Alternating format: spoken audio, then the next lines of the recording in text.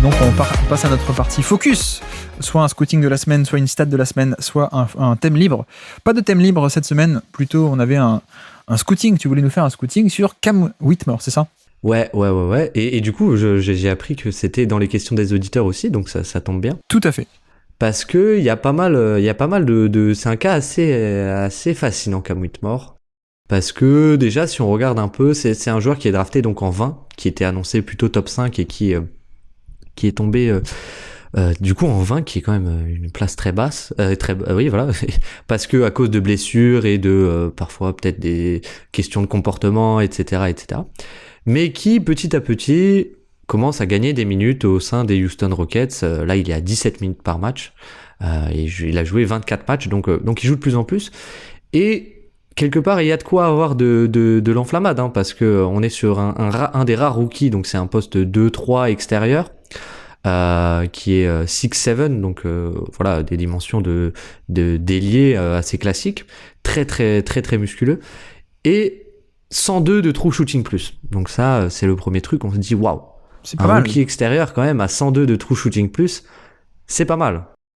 Et alors déjà sur le scoring, je trouve il y a des choses qui posent un peu question. Parce que on peut se demander, est-ce qu'on serait pas en fait sur juste une surchauffe à 3 points? Est-ce qu'on est vraiment sur un shooter d'élite, ou est-ce qu'on n'est pas sur une surchauffe à 3 points avec 40% de loin, plus de 40% de loin? Et si on regarde un peu le reste, en fait, bah ouais, même au cercle, c'est pas exceptionnel en termes de toucher de balle. Les lancers francs, bon, c'est un tout petit échantillon, mais même à Villanova, c'était pas exceptionnel en termes de pourcentage. Donc on se dit, voilà, il est à 57% au cercle, 21e centile chez les forwards. Donc on se dit, est-ce qu'il y a vraiment du toucher, ou est-ce que c'est pas un peu de surchauffe? Déjà, on commence à se dire, est-ce que c'est pas un peu curieux là-dessus? Puis après, on regarde un peu les autres stats finalement. Et là, on est en fait sur le trou noir ultime. J'ai vraiment, à chaque fois que je le vois, j'ai tes paroles du podcast sur Shabazz Mohamed en tête. C'est-à-dire qu'on est sur le premier centile en assist par usage, donc le à quel point tu fais des passes. On est dans le 3e centile en assist percentage, 3,3%, et on est en fait sur un joueur qui ne fait que shooter, et qui pour l'instant shoot bien. Mais qui a vraiment ce côté trou noir. Alors oui, il perd très peu de ballons, mais en même temps, vu qu'il tente pas de passe, bon, voilà, quelque part, ça se comprend aussi. Et donc, c'était un peu peut-être pour calmer les attentes au terme de Cam Whitmore, qui a certes des qualités athlétiques assez incroyables, qui a pour l'instant un shoot qui rentre, mais est-ce qu'on n'est pas finalement face à un joueur qui a un peu une surchauffe à 3 points et qui est très spectaculaire parce qu'il met des gros dunks et il met des 3 points et il met plein de points du coup par minute, il met énormément de points par temps passé sur le parquet. Mais est-ce que en termes de synergie collective, il y a vraiment quelque chose d'intéressant? Est-ce qu'en termes de création, il y a quelque chose d'intéressant? Voilà, peut-être un peu calmer les attentes autour de Cam Whitmore. C'était un peu le but du scouting du jour, je pense. Ouais. Alors, je m'apprêtais à enchaîner avec tes nuances, mais je vois qu'il est né un 8 juillet, donc il fait partie du club, je ne peux pas lui taper dessus. J'ai pas beaucoup de jumeaux du 8 juillet en NBA, tu sais. Il y avait Jordan Adams, il y avait Ty Jerome, bon, c'est pas la folie, donc Cam Whitmore, on prend. Mais non, sérieusement, pardon. Je suis pas si sérieux aujourd'hui, excuse-moi. Dans Cam Whitmore, moi j'ai un peu j'ai pas beaucoup je l'ai pas vu en détail beaucoup pour l'instant, mais en effet les 2-3 matchs où je l'ai un peu observé de près, ce que j'ai vu c'est beaucoup de défense collective où en fait il faisait les mauvais choix, quoi. Donc là-dessus c'est aussi quelque chose qui se recoupe avec un côté passing qui enfin voilà, ce sont des facteurs d'une intelligence de jeu, des signes d'une intelligence de jeu peut-être pas encore parfaite, on peut le formuler comme ça.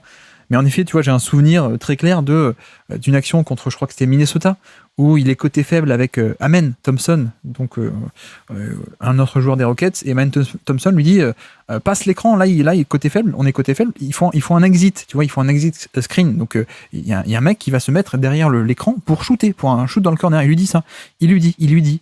Et l'action se déroule, il y a un exit screen. Et Amen Thompson lui dit vas-y passe l'écran, et effectivement il y a l'action qui va là, et Cam Whitmore n'a toujours pas passé l'écran. Et ça donne un 3 points ouvert dans le corner, et ça donne un panier en fait. Donc ouais, je suis pas encore totalement convaincu, et je te rejoins aussi sur le fait que effectivement on a peut-être une surchauffe, parce que 40% à 3 points sur 4 tentatives par match, sachant que c'est plus quasiment la moitié de tous ces tirs qui sont pris à 3 points, donc une majorité de ces tirs sont à 3 points et connaissent un peu une surchauffe, donc peut-être l'efficacité un peu à relativiser pour l'instant, mais voilà. Mais du coup, quel potentiel tu lui verrais, et sur quel profil en termes de scénario maximum on serait a priori avec Cam Whitmore? Ben, et c'est une bonne question. Dans le scénario vraiment assez, on va dire, optimiste, on a un scoreur quand même qui se développe, un peu un scoreur, un tough shot maker, un scoreur 3 niveaux, qui peut être assez intéressant, je pense. Mais voilà, et de la défense, voilà, ce qui est intéressant, c'est qu'il a peut-être l'image aussi d'un très bon défenseur, parce que on ball, bah, grâce à sa vitesse latérale, grâce à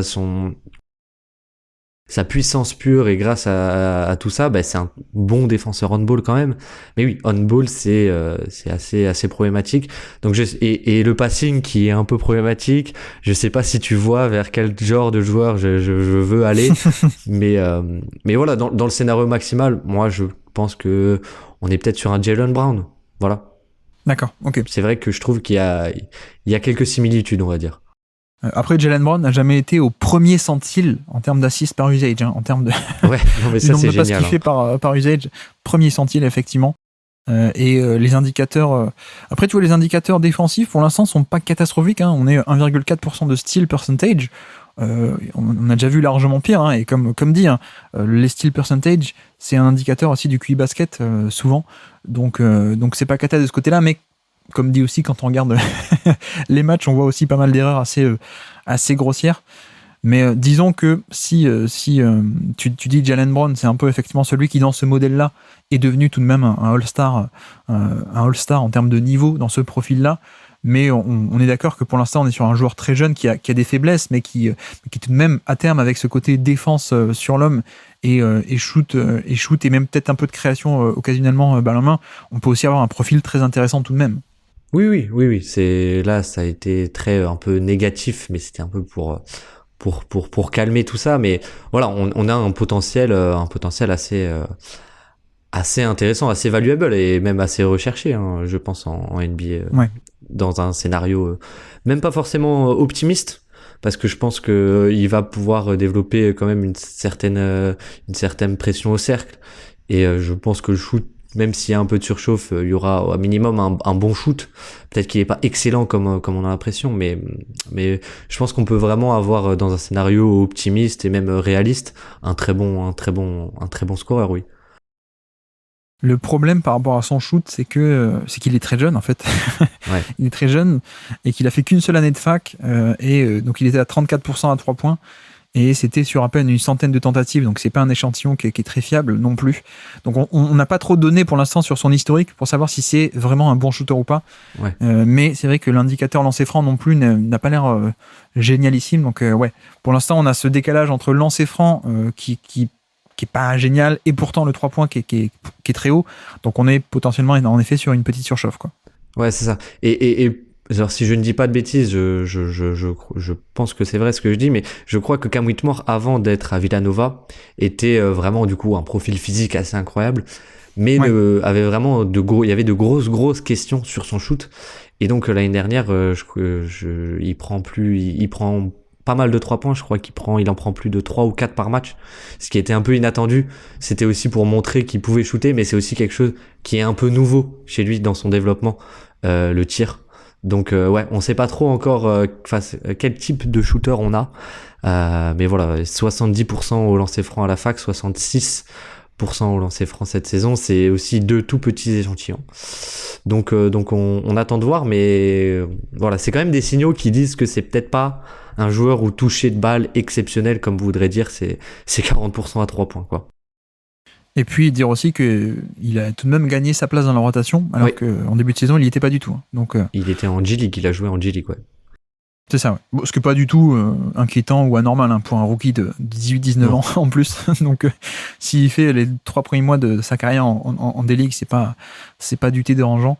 Mais voilà, tu vois, on a parlé quand même de certaines nuances, mais pour moi, le fait qu'il gagne sa place dans une rotation d'un effectif compétitif, qui était, voilà, c'est pas les Rockets de l'an dernier, c'est des Rockets qui veulent faire les playoffs, et avec ce coach-là, qui est Ime Udoka, c'est déjà un bon signe en termes de niveau, en termes de, et même général, hein, de travail, etc. Mais qu'il ait autant de minutes avec un coach défensif dans un effectif compétitif, pour moi, c'est déjà un bon signe, en tout cas. Et pour aller dans ce sens, oui, tout à fait. C'est que, alors oui, il y a encore des erreurs défensives off-ball, mais je trouve vraiment qu'il progresse là-dessus.